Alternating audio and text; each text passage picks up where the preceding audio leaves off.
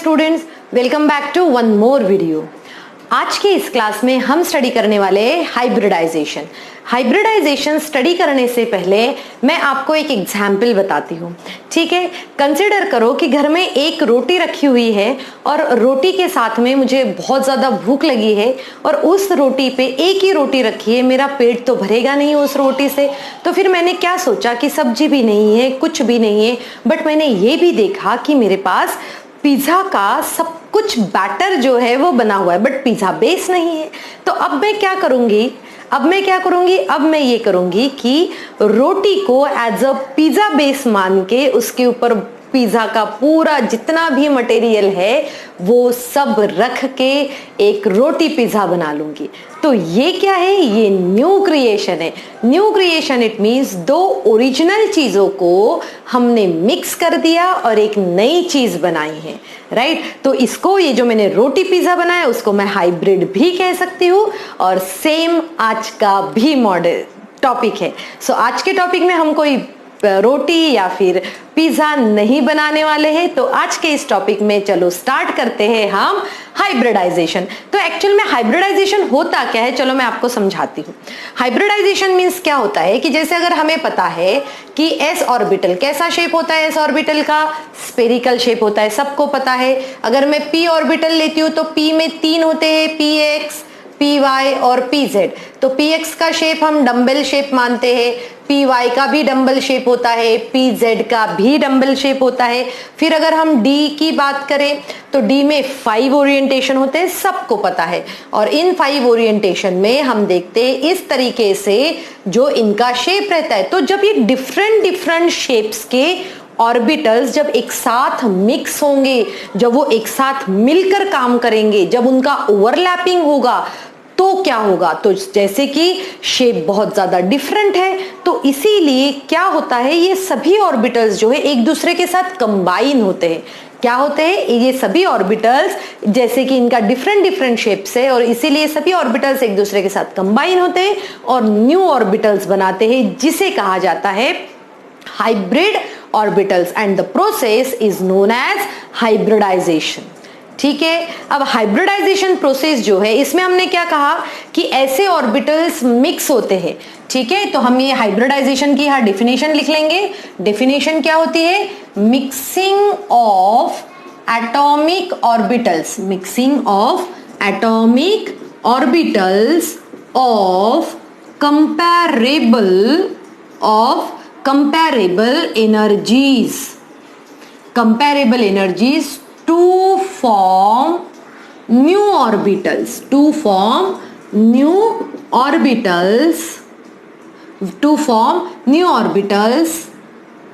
called hybrid orbitals, and phenomenon is called hybridization. Phenomenon is called hybridization. So अभी हम इसमें क्या study कर रहे हैं समझो। इट मीन्स कि जब अगर हम हाइब्रिडाइजेशन की बात कर रहे हैं, यहां पर देखो हमने क्या वर्ड यूज किया है, हमने वर्ड यूज किया है यहां पर comparable energies. Comparable energies means क्या होता है, इट मीन्स होता है कि जैसे अगर 2s और 2p ये दोनों आपस में मिक्स हो सकते हैं। इट मीन्स ऐसे ऑर्बिटल्स जिनकी एनर्जीज, ऐसे एटॉमिक ऑर्बिटल्स जिनमें कंपैरेबल एनर्जीज होती है वो सभी तो वो एक दूसरे के साथ मिक्स होते हैं और न्यू ऑर्बिटल्स बनाते हैं, जिसे हम कहते हैं हाइब्रिड ऑर्बिटल्स। ओके। सो अब देखो कितने टाइप्स के हाइब्रिडाइजेशन होते हैं, ये किस तरीके से एक दूसरे के साथ मिक्स होते हैं। तो हाइब्रिडाइजेशन जो हम देखेंगे ये स्पेसिफिकली हम स्टडी करेंगे 2 टाइप्स के लिए।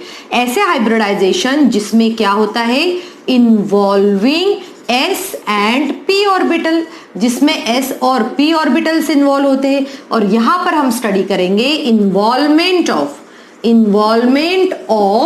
s p and d orbital, right. तो s p ऑर्बिटल में देखो कौन कौन से टाइप्स होते हैं जो आज हमें स्टडी करना है। फर्स्ट जो हम कहेंगे sp3, sp2 और sp हाइब्रिडाइजेशन।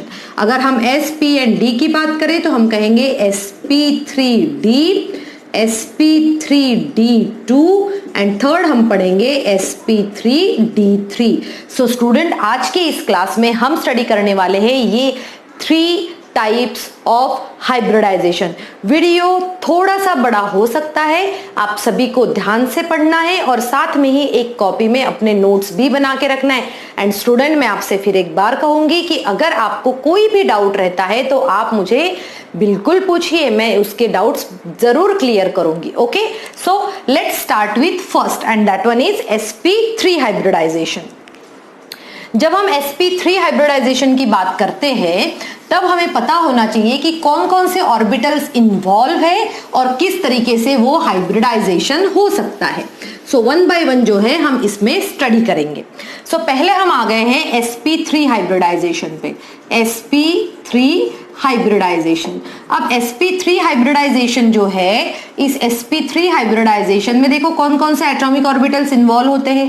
पहले तो होता है s ऑर्बिटल, जो कि कैसा है, स्पेरिकल इन शेप है। तो हमने कहा कि भाई ये s ऑर्बिटल इसमें इन्वॉल्व होता है और साथ में ही ये हमारे पास में py कह सकते हैं हम इसको। और सेकंड जो है, हम इस तरीके से इसको इंटरन्यूक्लियर एक्सिस बना लेते हैं, यहाँ पर px होगा और साथ में ही ये हो जाएगा pz। इट मीन्स देखो, एक s ऑर्बिटल और 3 p ऑर्बिटल, ये सब कंबाइन होकर यहाँ पर बना रहे हैं sp3 हाइब्रिडाइजेशन। कौन सा हाइब्रिडाइजेशन बना रहे हैं? sp3 hybridisation. और फिर अब देखो, इसका शेप स्पेरिकल है, इसका डंबल है, इसका भी डंबल। तो ये सभी, जब ये अलग अलग शेप जब है इनके, तो ये सभी जो है ये आपस में रिएक्ट होते हैं और एक न्यू शेप बनाते हैं। और वो जो न्यू शेप होता है उसे हम, उस शेप को हम कहते हैं टेट्राहेड्रल। कौन सा शेप होता है? वो टेट्राहेड्रल शेप होता है। और ये हमें याद रखना है कि जब भी sp3 हाइब्रिडाइजेशन होगा, shape of the new formed molecule, उस शेप का शेप जो रहेगा वो होगा टेट्राहेड्रल। क्या शेप होगा इनका? टेट्राहेड्रल होगा। ठीक है, और इनके बीच का जो बॉन्ड एंगल जो हम काउंट वो करते हैं वो होता है 109 डिग्री। ठीक है, तो ये क्या हो गया? टेट्राहेड्रल शेप हो गया। और ये इसका जो है हम कहते हैं ये sp3 हाइब्रिडाइजेशन होता है। अब देखो यहाँ पर ध्यान से देखो, जब sp3 हाइब्रिडाइजेशन हो रहा है, ये न्यू शेप के आपको ऑर्बिटल्स मिल गए। तो इसमें हम कैरेक्टर देखते हैं। तो जैसे देखो यहाँ पर sp3 हाइब्रिडाइजेशन में 25% s कैरेक्टर होता है। क्या होता है? 25% s कैरेक्टर होता है और 75% जो है वो p कैरेक्टर होता है। अब ये s character, it means involvement कितना है? अगर 4 कंबाइन हो रहे तो उसमें s का इन्वॉल्वमेंट कितना है? 25%। और इसीलिए ये जो न्यूली फॉर्म्ड ऑर्बिटल्स रहेंगे उसका शेप टेट्राहेड्रल होगा। एंगल भी हमने मेजर कर बता दिया है कि कितना होता है। यहाँ पर थोड़ा सा इसके पास में लिख लेते हैं ताकि हमें अच्छे से समझ में आए। और ये जो कैरेक्टर्स भी हमने स्टडी किए। चलो अब इनके एक एक एग्जाम्पल्स लेते हैं। तो अभी मैं एक बहुत ही सिंपल सा एग्जाम्पल लेती हूँ यहाँ पर, और वो है मीथेन मॉलिक्यूल, है ना, CH4 मॉलिक्यूल। अब मीथेन मॉलिक्यूल में देखो, ये है सेंट्रल एटम कौन सा है? कार्बन। तो अभी हम लिखेंगे इलेक्ट्रॉनिक कॉन्फ़िगरेशन ऑफ कार्बन। और ये भी कौन से स्टेट में देखेंगे? ग्राउंड स्टेट में। तो हमें पता है कि कार्बन का एटॉमिक नंबर कितना होता है? 6। और इसीलिए 1s2 2s2 2p 1s2 2s2 और यहाँ पर आ जाएगा 2p2। तो हो गया क्या? 6 हो गया। यस, 6 हो चुका है। इसको अब जब आप ड्रॉ करके देखोगे इस तरीके से, तो आप इसको ड्रॉ कर सकते हो। और ये तो हुआ ग्राउंड स्टेट इलेक्ट्रॉनिक कॉन्फ़िगरेशन। जब एक्साइटेड स्टेट इलेक्ट्रॉनिक कॉन्फ़िगरेशन जब आप देखोगे तो ये हो जाएगा 1s2 2s1 और यहाँ पर भी क्या होगा? 1 2 और 3, 4 अनपेयर्ड इलेक्ट्रॉन्स है यहाँ पर। और जब ये 4 अनपेयर्ड इलेक्ट्रॉन्स sp3 हाइब्रिडाइजेशन जब करेंगे तब क्या होगा? देखो, जब sp3 हाइब्रिडाइजेशन करेंगे तो ये जो खुद आपस में कंबाइन होकर एक नया शेप बनाएंगे। इस तरीके से जो है ये नया शेप बनाएंगे और इस शेप को हम कहेंगे टेट्राहेड्रल शेप। और हमें स्टूडेंट्स ये भी याद रखना है कि जब भी आप ये शेप ड्रॉ करो तो इसके बाजू में ये 2 छोटे लोब्स भी हमें बनाने पड़ते हैं। इसके बारे में मैं आपको अभी आने वाले इस कॉन्सेप्ट्स में बताऊंगी। ठीक है, सो यहाँ पर भी देखो, ये छोटे छोटे लोब्स आप बनाना बिल्कुल भी नहीं भूलना है। हम ये इसका इंटरन्यूक्लियर एक्सिस भी हम बता देते हैं। अब जैसे हमने कहा कि ये क्या है, हमने न्यू शेप्ड ऑर्बिटल स्टडी करे। अब इन न्यू शेप्ड ऑर्बिटल्स में देखो, यहां पर सबके पास एक एक अनपेयर्ड इलेक्ट्रॉन है। क्या है इनके पास में, सबके पास एक एक अनपेयर्ड इलेक्ट्रॉन है। अब देखो उन अनपेयर्ड इलेक्ट्रॉन्स को हम कैसे शो करते हैं। जैसे कि अगर मैं अनपेयर्ड इलेक्ट्रॉन्स दिखाती हूँ आपको, जैसे देखो यहाँ पर मैं, क्योंकि यहाँ पर देखो 1 2 3 4 अनपेयर्ड इलेक्ट्रॉन्स है, यहाँ पर भी हम वो 4 अनपेयर्ड इलेक्ट्रॉन्स यहाँ कर लेते हैं, है ना। सो यहाँ पर कुछ डिफरेंट पेन यूज करके करती हूँ मैं, ताकि हमें ये अच्छे से समझ में आए और याद भी रहे। देखो इस तरीके से इसमें ये क्या है, 1 2 3 4 अनपेयर्ड इलेक्ट्रॉन्स ये हमने दिखा दिए। अब ये मॉलिक्यूल, ये कार्बन रेडी है ताकि वो किसी के साथ शेयरिंग कर सके, ठीक है। शेयरिंग के लिए ये मॉलिक्यूल बिल्कुल रेडी है। तो अब क्या होता है, इसके पास आता है हाइड्रोजन, 4 हाइड्रोजन आ जाते हैं जिनके पास में क्या है, एक एक इलेक्ट्रॉन है, और ये चारों हाइड्रोजन इस तरीके से इनके साथ शेयरिंग कर लेते हैं। देखो इस तरीके से क्या किया इन्होंने, शेयरिंग कर लिया, ठीक है, इस तरीके से। और ये जब इस तरीके से शेयरिंग होती है तब ये मॉलिक्यूल जो बनता है, ये यहां पर मैं ड्रॉ करती हूं, ये बन जाएगा H, यहां पर भी H, फिर H, और ये हो गया H। और इस तरीके से हम देखेंगे कि इसका शेप क्या होता है। CH4 मॉलिक्यूल का शेप जो होता है वो होता है टेट्राहेड्रल। ओके, सो ये कौन सा एटम्स है, ये जो है हमारे पास ये H और H एटम्स है। और हाइब्रिडाइजेशन हमेशा इस तरीके से होता है, ठीक है। सो स्टूडेंट, आई होप आपको ये फर्स्ट कॉन्सेप्ट जो मैंने समझाया है मीथेन मॉलिक्यूल का वो अच्छे से समझ में आ गया है। चलो अब हम इसी के 2 और एग्जांपल्स देखते हैं, जो है sp3 हाइब्रिडाइजेशन, बट स्टिल उनका शेप जो है वो थोड़ा सा अलग होता है। अब ये शेप क्यों अलग होता है वो मैं समझाती हूँ आपको। देखो अब हमने सेकेंड मॉलिक्यूल जो है वो मैं लूंगी फॉर्मेशन ऑफ NH3 मॉलिक्यूल। कौन सा मॉलिक्यूल लिया हमने, अमोनिया मॉलिक्यूल लिया। अब देखो, अब हम सबसे पहले सेम प्रोसीजर यूज करेंगे, इलेक्ट्रॉनिक कॉन्फ़िगरेशन ऑफ नाइट्रोजन, और वो भी किसमें, ग्राउंड स्टेट में। चलो नाइट्रोजन का एटॉमिक नंबर कितना होता है, 7। अगर 7 है तो हम कैसे लिखेंगे, 1s2 2s2 और 2p4।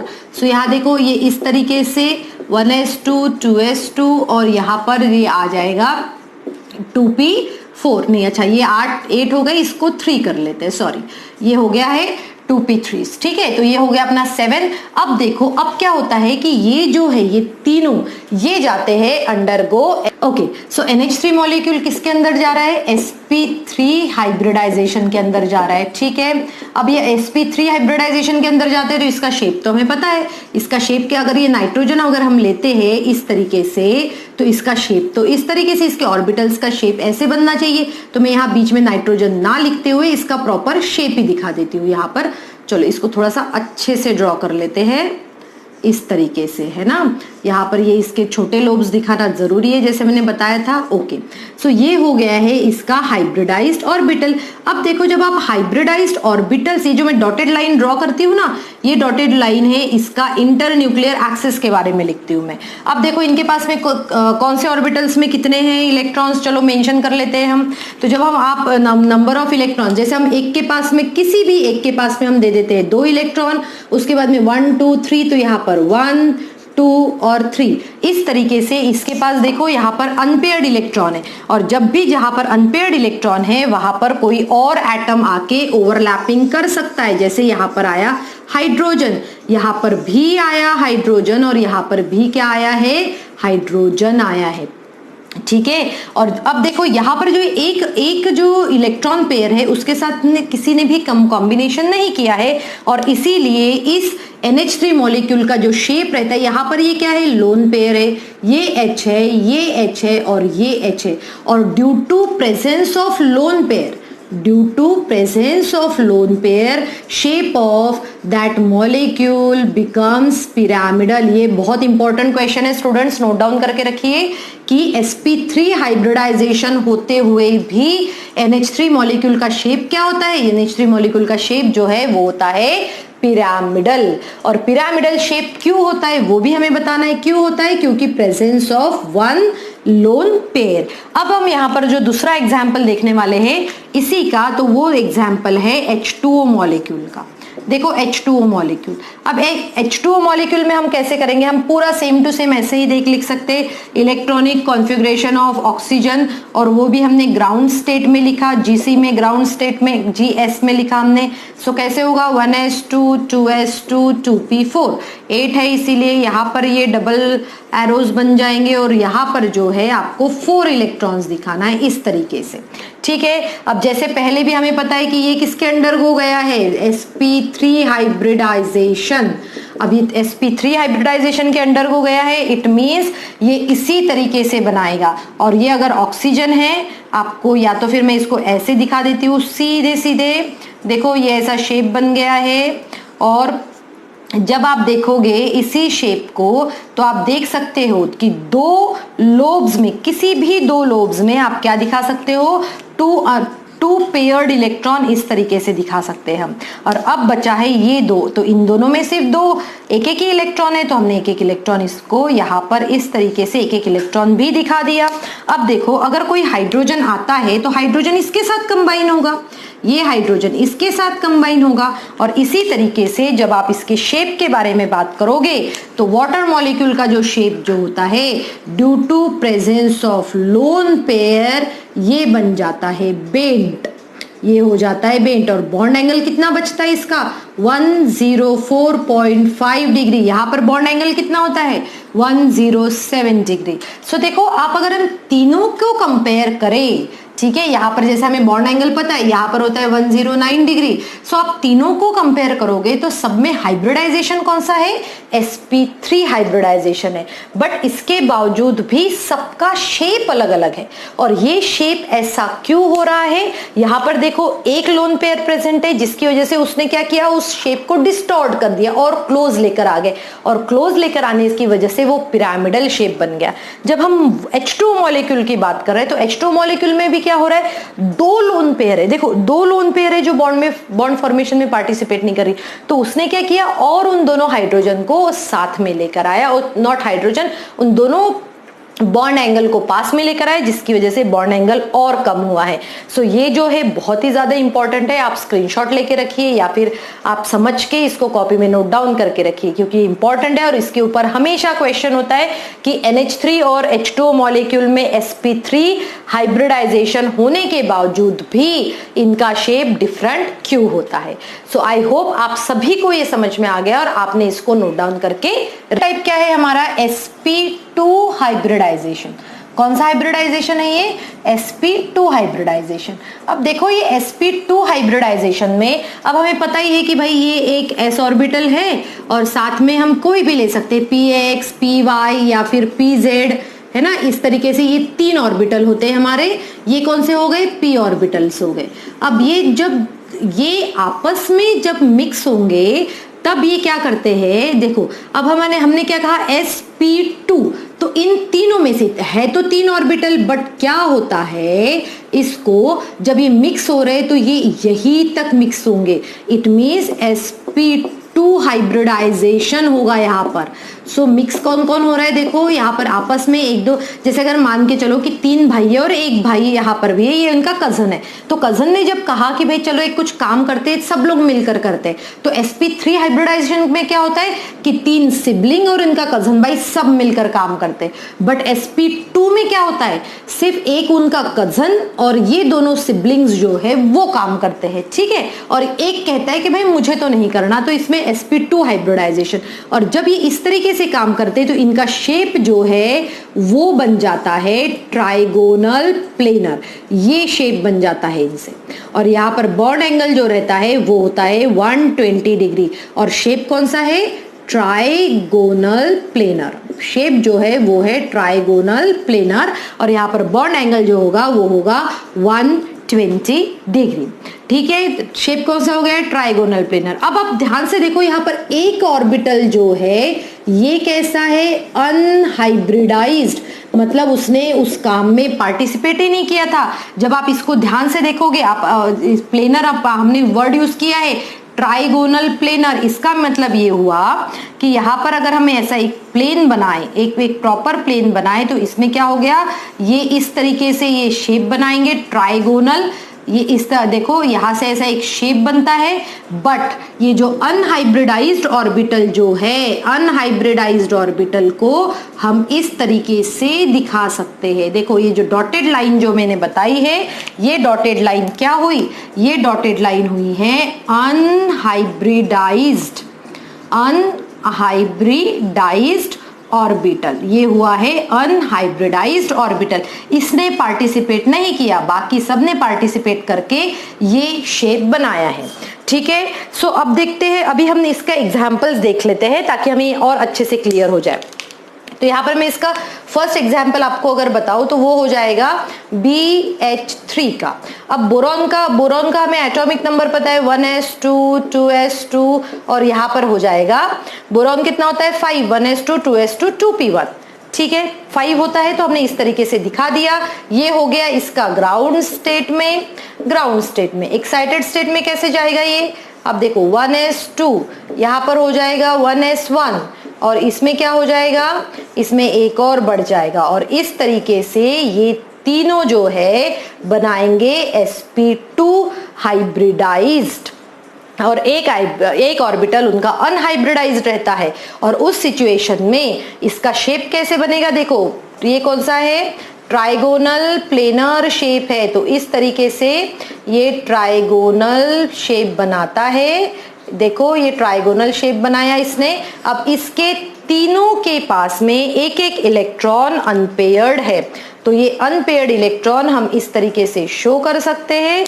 और ये जब हाइड्रोजन आएगा और इनके साथ बॉन्ड बनाएगा तो हाइड्रोजन इस तरीके से जो बॉन्ड इनके साथ बना सकता है, देखो इस तरीके से। और तो इसीलिए हम कहेंगे कि BF3 का शेप क्या होता है, BH3 का शेप क्या होता है, ट्राइगोनल प्लेनर। सो स्टूडेंट ये हाइब्रिड, तो बोरॉन कौन सा हाइब्रिडाइजेशन अंडरगो गया है, sp2 हाइब्रिडाइजेशन। एक और हमें चीज यहाँ हमें याद रखनी पड़ती है, वो होता है s कैरेक्टर। तो sp2 हाइब्रिडाइजेशन में आपको याद रखना है 33.3 कौन सा कैरेक्टर होता है, 33.3% एस कैरेक्टर होता है, आप नोट डाउन करके रखेंगे अपनी कॉपी में। और सेकंड जो है हमने कहा है 66.7 हम कह सकते हैं, ये कौन सा कैरेक्टर होता है, 66.7 ये होता है पी कैरेक्टर। ये आपको जब भी हम ऑर्गेनिक केमिस्ट्री पढ़ेंगे तब ये एक्सप्लेन करने में आपको थोड़ा सा इजी हो जाएगा अगर आप इसको याद रखते हो तो कौन सा कैरेक्टर कितना है। अब जब sp2 हाइब्रिडाइजेशन हमने पढ़ लिया है तो चलो एक यूनिक, जिसकी वजह से हम ऑर्गेनिक केमिस्ट्री पढ़ते हैं, तो ऐसे यूनिक कार्बन का कुछ एग्जाम्पल देखते हैं। मैं ये थोड़ा सा इरेज कर लेती हूँ। आई होप आप सभी ने इसको नोट डाउन करके रख लिया है। चलो अब देखते हैं इसका एक एग्जाम्पल में मैं जो यहाँ लूंगी अभी वो एग्जाम्पल होगा फॉर्मेशन ऑफ C2H4 मॉलिक्यूल। ठीक है, अब ध्यान से देखो, यहाँ पर 2 कार्बन है और 4 हाइड्रोजन है, तो हमें कार्बन की टेंडेंसी तो पता ही है। तो चलो इसका हम ग्राउंड स्टेट कॉन्फ़िगरेशन लिख लेते हैं। कार्बन का क्या होगा, 1s2 2s2 2p कितना 6 होता है तो 2p2। फिर आप इसको कर लो 1s2 2s2 ये हो जाएगा 2p2। यहाँ से एक्साइटेड स्टेट में क्या होगा, एक इलेक्ट्रॉन जो है ये चला जाएगा इसके p ऑर्बिटल में। अब देखो, अब समझो, थोड़ा सा ध्यान से समझो। अब इसने कार्बन ने क्या देखा कि भाई ये जो है कार्बन, ये सिर्फ इतने लोग sp2 हाइब्रिडाइज्ड चले जाते हैं, sp2 हाइब्रिडाइज्ड। अब क्वेश्चन ये आता है कि मैम जब इसके पास तीसरा भी अनपेयर्ड है तो ये क्यों नहीं तीसरों या फिर तीसरे पी को भी क्यों अपने हाइब्रिडाइजेशन वाले प्रोसेस में इन्वॉल्व नहीं करता। देखो कार्बन तो बहुत ही होशियार चालाक टाइप का है। कैसे है, जैसे उसने देखा कि आने वाले कितने हैं, उसके पास सिर्फ 4 हाइड्रोजन है। क्या सोचा उसने, आने वाले सिर्फ 4 हाइड्रोजन है, अगर वो सबको इन्वॉल्व कर लेगा तो वो स्टेबल नहीं बन पाएगा। कैसे, वो भी मैं समझाती हूँ। सबसे पहले तो ये समझो, अब ये कार्बन कौन से जाएगा, sp2 हाइब्रिडाइज्ड जाएगा। तो हमने इस तरीके से कार्बन की जो है ट्राइगोनल शेप जो इस तरीके से हमने बना दिया। जब आप जैसे ही इसका ट्राइगोनल शेप बनाओगे किसका, कार्बन का, तो इसके देखो 1 2 3, तो इसके पास एक इलेक्ट्रॉन है, इसके पास एक इलेक्ट्रॉन है, इसके पास एक इलेक्ट्रॉन है, ठीक है। सिमिलरली ये तो हो गया सी एटम, मतलब या फिर एक कार्बन एटम हो गया। अब ये दूसरा कार्बन एटम भी इसी के तरह जो है, ऐसे इसी की तरह, जो क्योंकि दो कार्बन एटम है, देखो दो कार्बन एटम है, तो ये क्या करते हैं, इसके ये भी sp2 हाइब्रिडाइज्ड हो जाते हैं और इनके पास भी इस तरीके से 3 अनपेयर्ड इलेक्ट्रॉन्स रहते हैं। कितने अनपेयर्ड इलेक्ट्रॉन्स है? 3। अब इन्होंने देखा कि हाइड्रोजन तो आ रहा है इनके पास, तो ये पहले तो जो है ये बोलता है कि भाई मैं हाइड्रोजन के साथ इस तरीके से बॉन्ड बना लेता हूं। और ये जो है, अब ये देखो ये अकेला 3 हाइड्रोजन नहीं लेता। क्यों नहीं लेता? उसको पता है कि भाई मेरा ही तो भाई है दूसरा कार्बन एटम, तो इसको भी वो 2 दे देता है ना। जैसे आप लोगों के भी भाई बहनों में इक्वल डिस्ट्रीब्यूशन होता है, तो उन्होंने कहा कि भाई हाइड्रोजन है, तुम 2 रखो, मैं 2 रखता हूं, ठीक है। पर अब इन दोनों ने सोचा कि हम तो अभी भी स्टेबल नहीं है, अब क्या करें? जब आप स्टेबल नहीं है तो ये कहते चलो आपस में ही अपन क्या कर लेते हैं, एक ओवरलैपिंग कर लेते हैं। और इसीलिए ये जो दोनों हैं, ये दोनों आपस में ही ओवरलैपिंग करते हैं। तो ओवरलैपिंग देखो किस तरीके से करेंगे ओवरलैपिंग, अभी यहां ड्रॉ कर लेते हैं हम। ये इस तरीके से जो है ये आपस में ही ओवरलैपिंग करते हैं। फिर से वही शेप ड्रॉ करती हूं मैं, ताकि हमें अच्छे से समझ में आए कि हम स्टडी क्या कर रहे हैं। तो ये आपस में ही ओवरलैपिंग कर रहे हैं। यहाँ पर देखो ध्यान से समझो इस चीज को, ओवरलैपिंग हो चुकी है, आपस में ही ओवरलैपिंग हो चुकी है। अब देखो ये आपस में ये हो गया, तो यहाँ पर भी डबल बॉन्ड बन गया, डबल बॉन्ड नहीं, पेयर्ड इलेक्ट्रॉन। तो सब अब पेयर्ड इलेक्ट्रॉन हो गए और ये सभी क्या हो गए, सेटिस्फाइड। बट वो कार्बन इतने अच्छे होते, दयालु होते कि वो सोचते कि भाई मेरा एक भाई या फिर एक मेरा भाई है या दोस्त है, उसके पास भी अनपेयर्ड इलेक्ट्रॉन है जो कि अनहाइब्रिडाइज्ड है। तो उसके साथ देखो ये क्या करते हैं, जैसे कि ये अगर अनहाइब्रिडाइज्ड है, इस तरीके से देखो, इस तरीके से अगर ये अनहाइब्रिडाइज्ड है, ये दिखा देते कि भाई ये अनहाइब्रिडाइज्ड है, हम डॉटेड लाइन से दिखाते हैं हमेशा, ये अनहाइब्रिडाइज्ड, इसके पास एक इलेक्ट्रॉन है, इसके पास एक, कहीं पर भी एक लोब में हम दिखा सकते हैं। अब ये क्या सोचते हैं कि भाई इन दोनों के पास एक एक इलेक्ट्रॉन है, तो साइड वाइज ओवरलैपिंग, कौन सी ओवरलैपिंग कर रहे हैं अभी, ये साइड वाइज। और ये इस तरीके से साइड वाइज ओवरलैपिंग जो है, ये मैं थोड़ा सा डार्क बनाती हूँ ताकि आपको समझ में आए, ये साइड वाइज ओवरलैपिंग करते हैं। और इनका जो शेप बनता है, वो शेप कैसे बनता है, देखो कार्बन ये तो हमने पहले ही बता दिया, ये सिंगल बॉन्ड बना रहा है कार्बन इनके साथ में, इसके साथ में। अब देखो ये तो बॉन्ड कौन सा हुआ, एक्सियल ओवरलैपिंग है, सिग्मा बॉन्ड, ये सिग्मा बॉन्ड। आई होप आप सभी ने मेरा प्रीवियस वीडियो देखा है जिसमें मैंने सिग्मा बॉन्ड और पाई बॉन्ड को एक्सप्लेन किया है। तो देखो ये भी सिग्मा बॉन्ड है, ये भी सिग्मा बॉन्ड है और ये भी सिग्मा बॉन्ड है, क्योंकि सब में एक्सियल ओवरलैपिंग हुई है। बस यहाँ पर एक जो है वो साइड वाइज ओवरलैपिंग, और जब भी साइड वाइज ओवरलैपिंग होगी वहां पर डबल बॉन्ड बनेगा और पाई बॉन्ड्स बनेंगे। तो ये होता है स्ट्रक्चर ऑफ C2H4 मॉलिक्यूल। ठीक है, समझ में आ रहा है सभी को? सभी ने आई होप नोट डाउन करके रख लिया है, और नहीं तो इसका स्क्रीनशॉट लेके रखिए ताकि आप इसको बाद में भी बैठकर आराम से पढ़ सकते हैं। ओके, चलो अब आपको ये समझ में अच्छे से आ ही गया होगा। अब हम आते हैं sp हाइब्रिडाइजेशन की तरफ। अब हम आएंगे sp हाइब्रिडाइजेशन की तरफ। देखो sp हाइब्रिडाइजेशन क्या कहता है, sp हाइब्रिडाइजेशन जो है वो ये कहता है sp हाइब्रिडाइजेशन थर्ड टाइप। अब sp में एक s है और इन p में से, जैसे ये एक हो गया, ये दूसरा हो गया, या फिर ये तीसरा हो गया, इनमें से सिर्फ ये 2 कंबाइन होते हैं, कौन सा हाइब्रिडाइजेशन क्रिएट करते हैं, हाइब्रिडाइजेशन जो क्रिएट करते हैं वो होता है sp, और ये हमेशा इस तरीके से लिनियर शेप बनाते हैं जिसका बॉन्ड एंगल जो है वो होता है 120 डिग्री। ओके, सो यहाँ पर क्या किया इन्होंने, sp हाइब्रिडाइजेशन किया, शेप कौन सा होता है, ये लीनियर शेप होता है।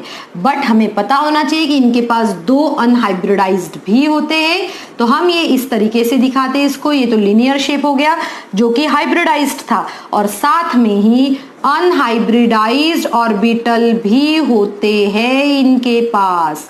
इस तरीके से ये जो मैंने मैं यहाँ पर कोई भी फ्लावर नहीं बना रही हूँ। ये जो मैंने बताया है ये और ये कौन है? Unhybridised orbital. जैसे हमने पहले बताया था कि ये कजन भाई है, इसने कहा कि चलो मेरे साथ काम करो। जब तीनों सिबलिंग जब इसके साथ जुड़ जाएंगे और काम करेंगे तो sp3 हाइब्रिडाइजेशन। जब दो सिबलिंग जुड़ के कजन के साथ काम करेंगे तब वो क्या हो जाएगा? sp2 hybridisation. जब एक ही सिबलिंग में से एक और फिर कजन काम करेंगे तब वो हो जाएगा sp हाइब्रिडाइजेशन, जिसमें इसका शेप कैसे होगा? लिनियर। चलो अब हम बात करते हैं एस कैरेक्टर की।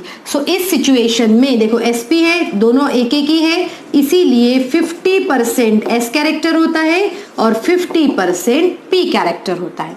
ठीक है, अब जैसे देखो अगर मुझे एग्जाम्पल लेना है इसका, तो मैं एग्जाम्पल के तौर पे यहाँ पर क्या ले सकती हूँ? जैसे देखो अगर मैंने ले लिया BeCl2, कौन सा लिया हमने? BeCl2 लिया। सो BeCl2 जब मैं ले रही हूँ इसमें, सो BeCl2 में देखो ये क्या है? बेरिलियम है। बेरिलियम के पास 4 होता है, 4 एटॉमिक नंबर होता है इसका। तो हम बेरिलियम का यहाँ लिख लेते हैं, बेरिलियम 1s2 2s2। ठीक है, अब 1s2 और 2s2 है और इसके पास में 2p है, बट वो कैसा है? खाली है, कोई इलेक्ट्रॉन नहीं है। तो ये एक्साइटेड स्टेट में जब आता है तब ये 1s2 2s2, मतलब या फिर हम ऐसा दिखाते हैं इसको 1s2, फिर यहाँ पर एक इलेक्ट्रॉन और एक जाकर जंप कर लेता है हायर ऑर्बिटल में, और फिर इन दोनों का कॉम्बिनेशन होता है और कॉम्बिनेशन होने के बाद ये बनाते हैं लिनियर शेप। इस तरीके से ये बनाते हैं लिनियर शेप, जिनके पास में एक इलेक्ट्रॉन होता है। यहाँ पर एक इलेक्ट्रॉन। जब क्लोरीन आएगा जिसके पास एक इलेक्ट्रॉन होता है तो इस तरीके से वो बॉन्ड बनाएगा यहाँ पर, और फिर लिनियर शेप का BeCl2 मॉलिक्यूल जो है वो बन जाएगा। ठीक है, अब हम सेम एक और एग्जाम्पल लेते हैं जो ऑर्गेनिक केमिस्ट्री में हमें काफी यूजफुल होने वाला है। ठीक है, सो अब देखो जरा वो एग्जाम्पल कौन सा है वो एग्जाम्पल जो है वो है, मैं यहीं से लिखना स्टार्ट कर देती हूँ। वो एग्जाम्पल हम ले रहे हैं फॉर्मेशन ऑफ कौन सा क्या लिया हमने? फॉर्मेशन ऑफ हम लेंगे C2H2 मॉलिक्यूल। C2H2 मॉलिक्यूल, देखो C2H2 है, अगेन 2 कार्बन ले रहे हैं और 2 हाइड्रोजन। सो ग्राउंड स्टेट में इलेक्ट्रॉनिक कॉन्फ़िगरेशन क्या होता है कार्बन का? देखो 1s2 2s2 2p2। ठीक है, एक्साइटेड स्टेट में अभी हम स्टडी कर चुके हैं 1s2 2s1, और फिर इनके पास में ये 3 चले जाते हैं। जैसे मैंने आपको पहले भी बताया था कि कार्बन तो बहुत ज्यादा स्मार्ट है। जैसे ही वो देखता है कि 2 ही हाइड्रोजन है, वो अपने आप को कौन से हाइब्रिडाइजेशन के अंदर डालता है? वो अपने आप को sp हाइब्रिडाइजेशन के अंदर डालता है, और साथ में ही जब ये सिर्फ ये और ये मिक्स होंगे तो बनेगा वहां पर sp हाइब्रिडाइजेशन। और sp हाइब्रिडाइजेशन बनने की वजह से ये दोनों कार्बन एटम अपने आप को इस तरीके वाले शेप में कन्वर्ट कर लेंगे। ठीक है, ये हो गया 1 कार्बन C1 हो गया, और एक दूसरा कार्बन भी रहेगा, वो भी अपने आप को इसी तरीके से क्या करेगा? इन्वॉल्व कर लेगा, वो हो जाएगा दूसरा कार्बन एटम। अब देखो इनके पास में दो इलेक्ट्रॉन है, तो ये क्या करता है? एक इलेक्ट्रॉन तो इसको इस पे रखता है और एक इलेक्ट्रॉन यहाँ रख लेता है वो, ताकि कॉम्बिनेशन करने में कोई प्रॉब्लम नहीं हो। अब इनके पास में आते क्या है? यहाँ पर देखो, सॉरी ये अपसाइड होना चाहिए। ओके, सो यहाँ पर जैसे ही ये हाइड्रोजन आकर मिक्स होता है ये बॉन्ड बना लेते, यहाँ पर भी हाइड्रोजन आकर ओवरलैप होता है, ये बॉन्ड बना लेते। सो देखो ये कार्बन के बीच में एक हाइड्रोजन आ गया, इस वाले कार्बन के बीच में भी एक हाइड्रोजन आ गया। ठीक है, अब देखो अब ये दोनों सोचते हैं कि भाई हम तो स्टेबल है ही नहीं, अब स्टेबल होने के लिए उनको कंबाइन तो होना पड़ेगा, और इसीलिए ये दोनों ऑर्बिटल्स आपस में ही कंबाइन हो जाते। देखो किस तरीके से कंबाइन होते हैं आपस में वो इस तरीके से कंबाइन हो जाते हैं, ऐसे आपस में इस तरीके से कंबाइन हो गए। यहाँ पर तो वो ऑलरेडी कंबाइंड थे, किसके साथ में? हाइड्रोजन के साथ में। ये इस तरीके से H। अब ये भी एक्सियल ओवरलैपिंग है, इसलिए ये sigma bond sigma bond sigma bond. But हमें पता है कि यहाँ पर क्या है, दो अनहाइब्रिडाइज्ड ऑर्बिटल्स भी है, तो हम इसको अनहाइब्रिडाइज्ड ऑर्बिटल को मैं इस तरीके से दिखा देती हूँ। अब इसको हटा दो, ये अनहाइब्रिडाइज्ड ऑर्बिटल ये एक हो गया, ये दूसरा अनहाइब्रिडाइज्ड ऑर्बिटल देखो इस तरीके से हमने ये दूसरा ड्रॉ कर लिया। इसी के साथ में इसके पास में भी क्या है, दो अनहाइब्रिडाइज्ड ऑर्बिटल है, जो कि मैं डॉटेड लाइन से बता रही हूँ। यहाँ पर भी आप देखोगे इनके पास में भी एक अनहाइब्रिडाइज्ड ऑर्बिटल है। अब देखो इनके पास क्या है, अनहाइब्रिडाइज्ड ऑर्बिटल्स के साथ साथ में इनके पास में एक एक इलेक्ट्रॉन भी है। देखो इस तरीके से, हम नीचे नहीं, हम ऊपर ही दिखा रहे इलेक्ट्रॉन। अब ये करते क्या है, देखो ये जो है आपस में जो है बॉन्ड बनाते हैं।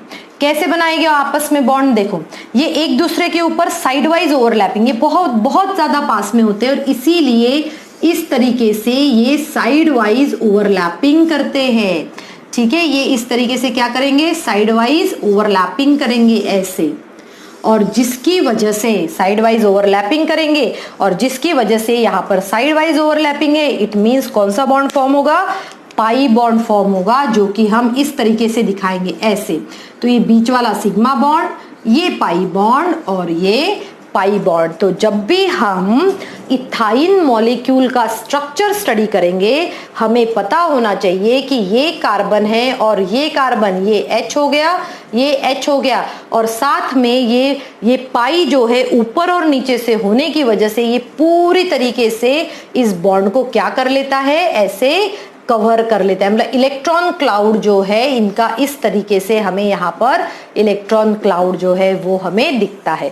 सो स्टूडेंट इस डायग्राम को प्रॉपरली ड्रॉ करो, इसको समझो, क्योंकि ये अगेन हमें इथाइन मॉलिक्यूल का स्ट्रक्चर, ये बोर्ड एग्जाम में भी बहुत बार क्वेश्चन पूछा जाता है, या फिर आपके नॉर्मल स्कूल एग्जाम्स में भी ये क्वेश्चन होता है कि explain the formation of ethyne molecule on the basis of hybridisation.